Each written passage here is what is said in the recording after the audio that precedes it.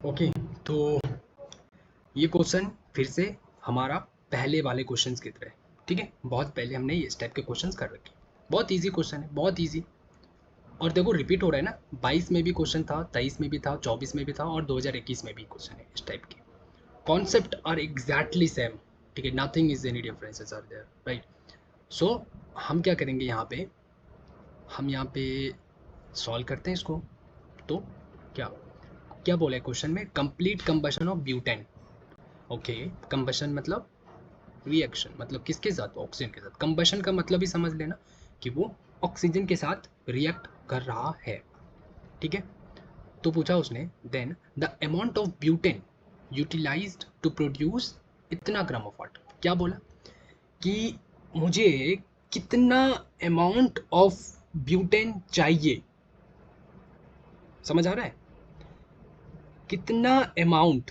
Amount का मतलब यहाँ पे क्या समझे तूने, अमाउंट मतलब वेट, और वेट मतलब मैंने क्या बोला, गिवन वेट, हमें से याद रखना। तो ये क्या पूछना चाह रहा है, गिवन वेट निकालो, किसका, ब्यूटेन का। पकड़ना है इसके, ये जो बोलने का तरीका है ना, इसके बोलने के तरीके को हमें पकड़ना है, और ये हम क्वेश्चन करते करते सीखेंगे। देख रहे हो, तो amount of butane utilised to produce 72.0 gram of water. मतलब वाटर हमारा बनेगा, कितना ग्राम बनेगा, 72 ग्राम हमारा वाटर बनेगा। तो 72 ग्राम वाटर जो बन रहा है, तो इसके लिए ब्यूटेन कितना ग्राम चाहिए। समझ रहे हो, इसने बाद वाला कहानी हमें बता दिया और पूछ रहे कि पहले हमने कितना लिया था। समझ रहे हो, नहीं समझे, बाद वाला मतलब हमने बाद में पता है वो चीज़ कि ये हमारा इतना है, लेकिन पहले नहीं पता। तो वो पहले वाला चीज़ निकालने के लिए बोल रहा है कि हमने ब्यूटेन कितना ग्राम लिया था, ताकि हमारा जो है 72 ग्राम वाटर मिल रहा है। हाँ, तो क्या रिएक्शन हम लिखेंगे सिंपल। मैंने क्या बोला पिछले वीडियो में भी, हमने बोला कि जब भी इस तरीके का कार्बन हाइड्रोजन होता है और उसका कंबशन मतलब ऑक्सीजन के साथ रिएक्शन होता है, तो क्या बनता है, CO2 प्लस H2O। ये मतलब रट लो, ठीक है, CO2 प्लस H2O बनता है। एकदम सिंपल रिएक्शन लिख देना है। उसके बाद क्या करना है, ये देखो बैलेंस है क्या, नहीं है बैलेंस, तो इसको बैलेंस करेंगे। कैसे करेंगे बैलेंस, देखो इसमें मैं करके बताता हूँ बैलेंस। ठीक है, इस इधर से स्टार्ट करना, ठीक है, लेफ्ट से देखो। सबसे पहले क्या है, कार्बन कितने हैं, 4 कार्बन। अब राइट साइड में देखो कितने हैं, 1 कार्बन। तो क्या करना होगा, यहाँ पे 4 कार्बन इधर हमने डाल दिया, हो गया। हाँ, अब यहाँ पे नहीं डाल सकते हम, अगर हमें डालना है तो आगे ही डालेंगे, ऐसे C4 ऐसे नहीं डाल सकते हैं। समझ रहे हो, ऐसे मत करना, कोफिशिएंट में ही डालते हैं। 4 कर दिया, ओके। फिर देखो लेफ्ट साइड में, फिर कार्बन का काम हो गया, ओके। फिर सेकंड नंबर पे कौन है, हाइड्रोजन। हाइड्रोजन कितना है लेफ्ट साइड में, 10। राइट साइड में देखो कहाँ है हाइड्रोजन, यहाँ कितने हैं, 2। तो कितना क्या डालेंगे इसके आगे ताकि 10 हो जाए, 5 डालेंगे ना, 5 दूना 10, हो गया। हो गया, ये पूरा बैलेंस हो गया। हाँ, चलो अब ऑक्सीजन की बात करते हैं। ऑक्सीजन इधर कितना है अभी, अब देखो ऑक्सीजन ना हम इधर से करेंगे। अब इधर से देखेंगे टोटल राइट साइड में ऑक्सीजन कितने हैं। राइट साइड में ऑक्सीजन हो गया 4 दूना 8 यहाँ से और 5 यहाँ से, 8 5 13। 13 ऑक्सीजन हमारा राइट साइड में है, तो इधर भी हमें 13 चाहिए। तो मैंने क्या बोला था, मैंने ये जो ऑक्सीजन निकाला 13, ये कौन वाला, सिंगल ऑक्सीजन जोड़ा ना मैंने, सिंगल ऑक्सीजन ना हमने जोड़ा। इसको 4 दूना 8 किया और 8 5 13, सिंगल ऑक्सीजन। तो यहाँ पे क्या, ये डबल ऑक्सीजन है ना, तो इसको हम सिंगल में सिंगल सिंगल कंसिडर करेंगे ना। तो इसको क्या करेंगे हम, 13/2 लिख देंगे। समझ आया, क्योंकि ये दो जब मैं इसको मल्टीप्लाई करके इधर लिखूंगा तो ये कट के हमारा, और ये भी हट जाएगा, ये इसको हटा के मैंने यहाँ पे लिखा और ये कटा दिया, तो 13 बच रहा है हमारा। तो इसलिए इसको हम ऐसे लिख तो नहीं सकते, इसलिए 13/2 हम समझ रहे हैं। ठीक है ना, हाँ, यस, इसमें डाउट नहीं है, एग्जैक्टली नहीं होना चाहिए बिल्कुल भी डाउट। तो 13/2 कर दिया, समझ रहे हो, यस, हो गया ये बैलेंस पूरा।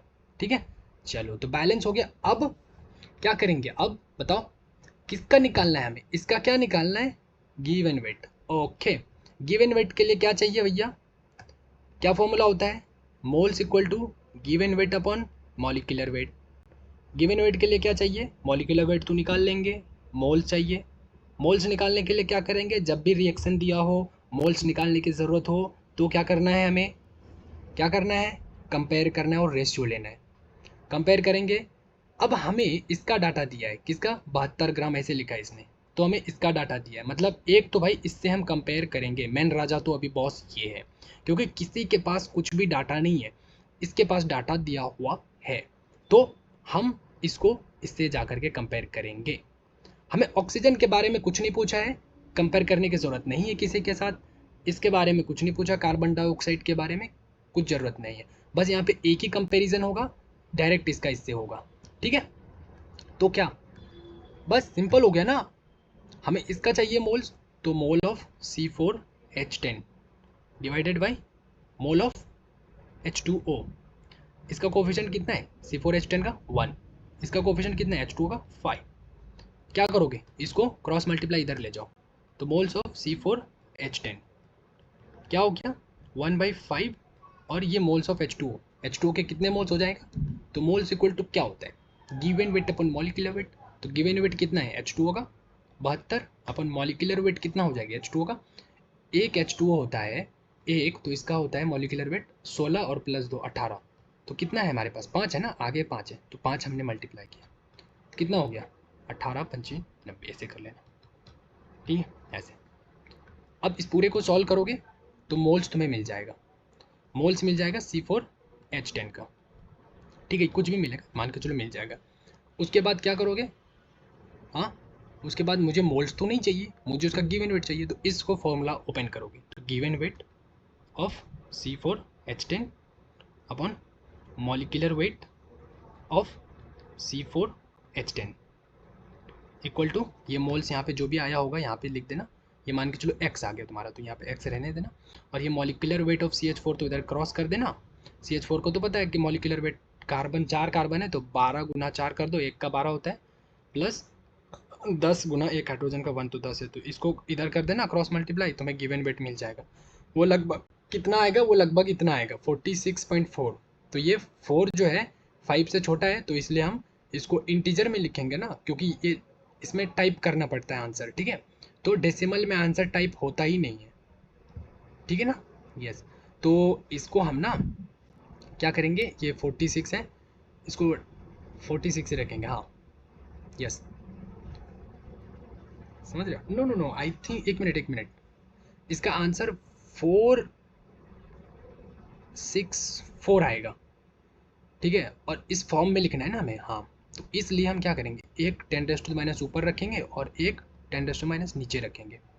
ठीक है, हाँ, ऐसे करेंगे ना, नहीं आई थिंक, नहीं या सॉरी, ये ऐसे आएगा, ये डेसिमल ना हमारा यहाँ पे एक रहेगा, यहाँ पे पहले से ही, तभी तो हमारा ये आंसर आएगा। ठीक है ना, मैंने कैलकुलेशन नहीं किया इसलिए मैं यहाँ पे डायरेक्ट बता रहा हूँ, वैसे करोगे तो ये आएगा। ठीक है ना, ये आएगा तुम्हारा यहाँ पे फाइनल, यहाँ पे आएगा, तुम सॉल्व करोगे, आई थिंक ऐसे ही आना चाहिए, 4.646 है ना, 4.64, हाँ 4.64। अब ये हमने एक ऊपर भी डाला, एक नीचे भी डाला, अब ऊपर वाला तो रहने दो एज इट इज़, नीचे वाले को हम ऊपर ले जाते हैं, इसको सॉल्व करेंगे, तो 4.64 मल्टीप्लीकेशन 10 कर दो, ऊपर जा करके 10 बन जाएगा, इंटू 10⁻1 एक रहने दो, तो इसको जब हम मल्टीप्लाई करेंगे तो ये डेसिमल जो है 1 जीरो है, तो 1 जीरो ये आगे इधर आ जाएगा, तो ये क्या बन जाएगा 4.646.4 इंटू, ये तो हमारा एज इट इज़ रहेगा 10⁻1, और ये लगभग जो है 46 ही लिखेंगे हम, 46.4 है तो इसको 46 ही लिखेंगे। ठीक है, तो ये हमारा आंसर हो जाएगा।